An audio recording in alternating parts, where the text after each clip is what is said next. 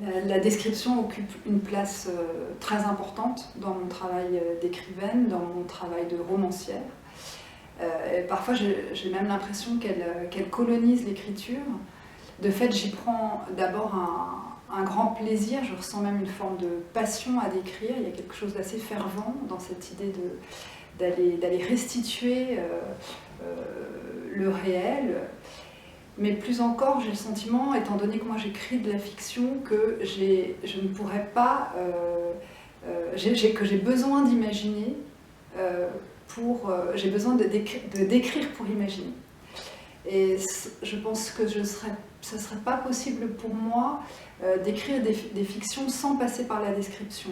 Alors il y a deux raisons à ça. La première, je pense que c'est que la description, ça induit immédiatement une forme de position, enfin de point de vue voilà, par rapport à son sujet, c'est-à-dire que on ne peut absolument pas se placer en surplomb, on est au contraire dans une forme de contact, de connexion très intime, on est dans une forme de toucher, d'empathie, donc on est en contact avec des surfaces qu'il faut restituer, capter.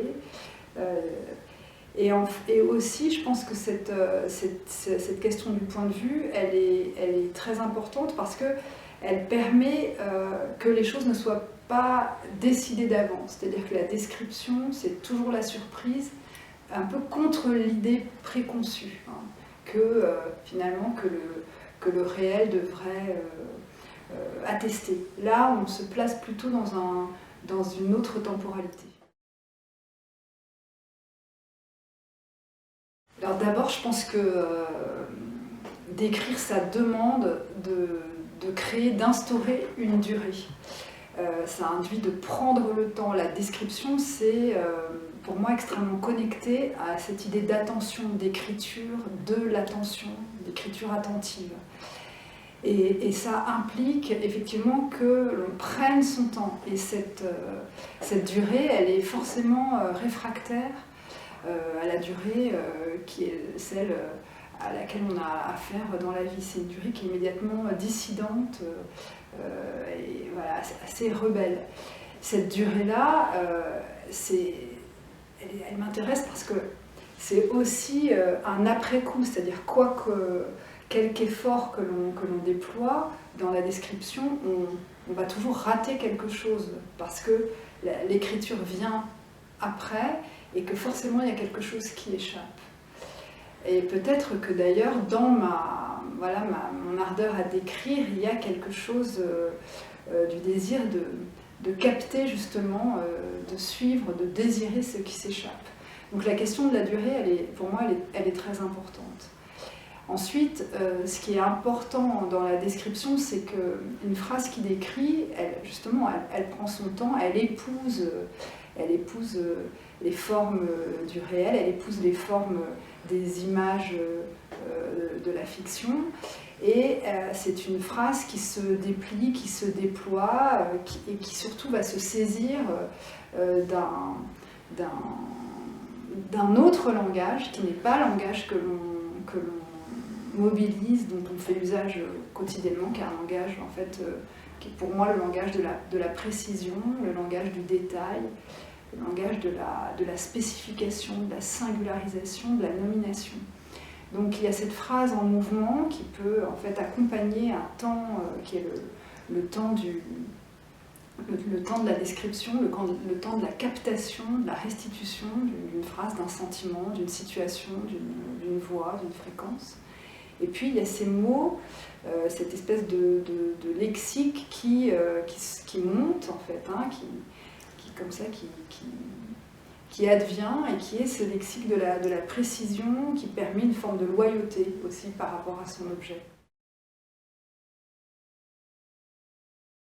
Alors moi je crois que la description elle a précisément un enjeu politique qui est d'ailleurs situé dans le langage.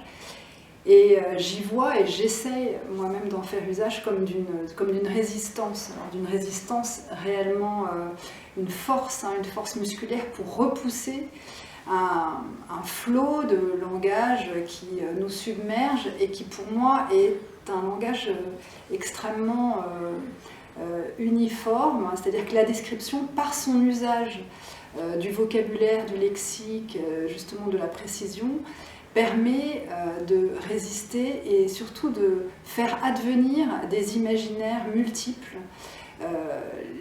La description, c'est le lieu de la différence, c'est le lieu où on peut dire justement qu'un ver barbeau n'est pas le même qu'un ver canard ou qu'un bleu outre-mer n'est pas le même qu'un bleu indigo.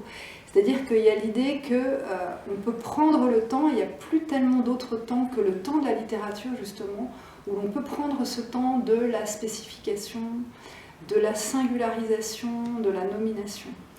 Et pour moi, ça, c'est un enjeu extrêmement politique, parce qu'on est, je trouve, quand on abandonne la précision ou le souci de la singularité, c'est-à-dire ce qui est finalement pas autre chose que l'attention aux vies mêmes dans leurs détails, quand on abandonne ça, on est emporté dans un flot de langage qui est celui où justement les mots précèdent les choses, les mots précèdent les vies sans leur laisser le temps d'advenir. Et pour moi, il y a un enjeu politique très fort dans l'idée de décrire. C'est un enjeu qui est très lié justement à la durée, à la temporalité, et évidemment qui est très connecté aux possibilités politiques du langage, à l'usage politique de la langue.